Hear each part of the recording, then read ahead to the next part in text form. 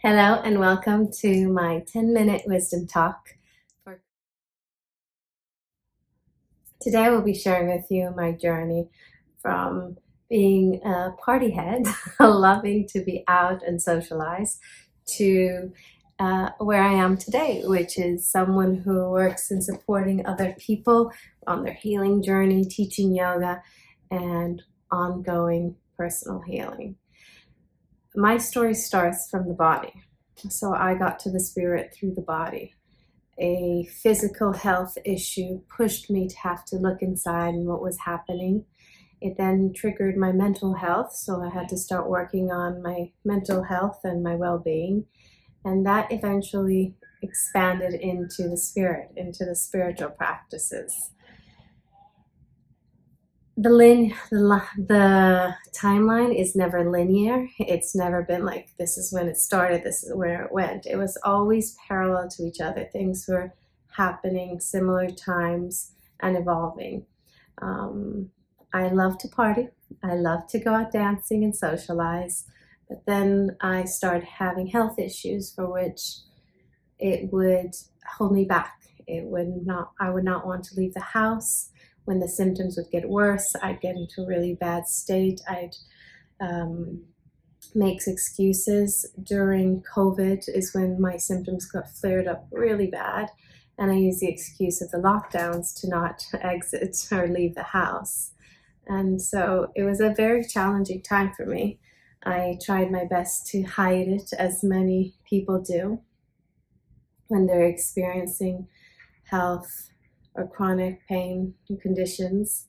And that started weighing on my mental health, because we are human beings. We like to socialize, we like to be out, we are meant to be part of this world, and I was removing myself from the outside world. So I had to do a lot of work on myself, and it was not the first time. I've had fallings with my mental health in the past, when other life situation had pushed me to the edge. And so it was once again picking up the books, trying to support myself the best way I could. Eventually, through this research, I went back to my Reiki practice, which I had trained in 10 years ago. I started working with energy again. I attended a Dr. Joe Dispenza's live training in Cancun, Mexico, thanks to a scholarship that I received due to my health chronic issue. And it was an eye-opening moment. The connection to spirit, I call it a spiritual highway, is what I received. And through that, my journey has just continued to expand, and my curiosity has continued to expand. So it really did start from the body. I was unhappy with the physical situation that I kept facing. But once I reached that spiritual joy, it was much easier to live a happy life, even though I was still dealing with the chronic pain, even though I was still challenged physically. And so all these things I've studied, I've researched, I've practiced were never out of curiosity, but other almost necessity, desire to live a happy, fulfilled life. And that's how I got close to yoga, to Reiki, to all the breath work and stillness awareness that I practice now. It was not because it was trendy, it was because I needed it. It became a necessity. Being fatigued, not wanting to leave the house, chronic pain, those are things that it's hard to live with. And so when people are living through it, I found that all the help I received was fundamental in getting me out of that survival state of fear, where I didn't want to go anywhere, to actually living the happiest life I possibly could. Now I travel the world like you wouldn't think, but I'm out and about traveling all the time, and I enjoy life. Yes, I have to adapt slightly here and there, and I can do that still with a smile on my face, not acting like a victim. I would say that's one of the biggest lessons. One of the biggest lessons that I've learned in the Dr. Joe week long was getting out of that survival mode, out of victim mode of poor me. Why is this happening to me? As, oh my gosh, this is the greatest gift ever. If I hadn't received this health issue, I would not be here today. I would not be helping others. I would not be on this spiritual journey that I'm on. I would probably be still in a bar having a good time, partying and drinking. But this is bringing me a joy that comes from within and not from without. And it's hard to describe for anyone who hasn't experienced it. So yeah, I never had that healing breakthrough moment. It's not like one day you wake up and you're suddenly healed. Done. It's been a journey, and it's not even a linear journey. I'm sure you hear it all the time, but it's true. Some days are better, some days are worse. So it's that, like, you go up and then you drop down. You go up and you drop down. But along that linear journey, you're still improving. Even if it feels almost like nothing's happening, it is slowly and gradually improving, one would hope. I have hope. Clearly, I have a lot of hope. It's a daily practice. It's a discipline. It takes time. And it takes support. I have a lot of support around me, and I am so grateful and love the support. Family, friends, partner, energy workers. I travel the world looking for the best of the best. And when I find them, I meet them, I learn from them, and then I integrate what I learn to then teach others, which I love. That has become one of my passions, just meeting all these beautiful people that work from the heart and just want other people to live a joyful and happy life to their full potential. So it's along the way, I've learned to listen to my body more.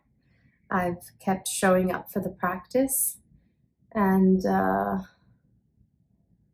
yeah, just being there for myself, building a structure, habits that allowed me to move out of that victim mode into a more joyful, creative mode where I can create.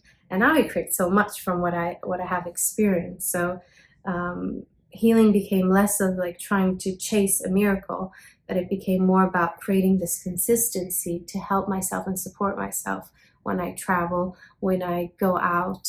And if there are a few bad days, so what? I have the other days which are amazing. So it's not just like all of a sudden you're going to be whole and healed, but giving oneself the best quality of life for me is such a beautiful improvement and achievement. So I've been practicing yoga because that's what my body appreciates. It helps regulate my nervous system. It keeps my body moving, keeps it mobile, and it builds strength. For someone else, it might be another type of practice, qigong, tai chi, the gym. I like to switch up yoga with the gym because I know that women after 40 need that support to build bone density. So it's, again, strengthening this vessel so it can have the strength and the potential to heal itself. The Reiki is where I go to when I am working on my energy field, improving that. I just connect with life force through Reiki. But Reiki is just another name to say energy, intuitive energy healing practices. And you can use so many different names, but to me, they all are just as beautiful, working as one on your energy field, on your energy body. And Dr. Joe's work has been something that I've used a lot. But for you, it might be someone else that you resonate with, that you find answers through, that he just helps me with my mental practice, with my visions, with the neuroplasticity and getting out of that victim mode. And when I do go back into victim mode, because I'm a human being, I go back to that home, that those initial teachings, and I start all over again. So these practices didn't erase my challenges. These practices, these practices just help me navigate the life and world with such a more happy and joyful manner. So I now practice what I preach. I continue to practice what I preach, and I also teach what I preach, or the other way around. I practice what I preach, and I teach what I practice. That's the way. I teach what I practice. So I teach the yoga. I teach Reiki, and I offer Reiki. I offer myself as a vessel to hold space for other people's energy healing in group and one-to-one sessions, and also on a monthly ongoing membership that allows people to keep their consistency in their practice as well. And I hold space. I hold space with retreats, magical retreats, because I believe being able to feel safe in a retreat environment, learn new tools, allow the nervous system to relax, allow the nervous system to feel safe so that it can evolve. That's when the healing starts to happen from within. So it's nothing outside healing you, it's you healing from within. And creating the environment, the setting for that to happen is just such an honor for me. I'm very grateful to call this my work, to call this my life mission, my life purpose. And you can continue to build strength and grow and expand while you're healing. You don't have to be fully healed to put yourself out there. And I hope that if anyone out there is listening to this, you can see through me. I'm not fully healed. I still have my health issues. I still have my health challenges, but I'm out there. I'm traveling the world. I am living my dreams. I am creating to hold space for others and doing what I love from the heart. So if you've been holding back, going into your passion, doing what brings you joy, then please reach out, because I'd love to hold your hand so that you too can fully expand into your full potential. You can create meaning even through uncertainty, and you can live an amazing full life even through the challenges. They don't need to stop you. And you don't need to be fully healed to live a powerful, strong, beautiful life. I've been navigating this health condition for over 10 years, and I'm still standing, I'm still creating, I'm still healing, and I wouldn't want it any other way. Of course, I'd love to be 100% fully healed, but that's not where I'm at yet. And along the journey, I continue to grow and expand and learn. I'm still evolving. I'm still building the strength along the way, and everything I learn along the way, I like to share. So all the teachers, I honor all my teachers, and I honor my Reiki Master Paula. I honor Dr. Joe Dispenza. I honor Rob Werging. I honor Joaquin in the Philippines. I honor Nadia in Thailand. I honor Samir in Egypt. I honor Krishna in Canada. I honor Michelle in London. There are so many teachers that I've been so grateful to have along the way, and I honor all of those I didn't even mention because I've met them so long ago, along on the journey, that I might not be remembering at the moment, but there have been so many teachers for me along the way, and I honor them all. Through my practice, I honor them. Through my showing up for others, I honor them. I want to end this video that went over 10 minutes with a moment of gratitude to all my teachers, to all the people who have supported me along the way, and all the teachings along the way. And I hope that everyone out there who might listen to this video, not just Krishna, may find some joy and some hope to continue their healing journey. Lots of love. Ciao.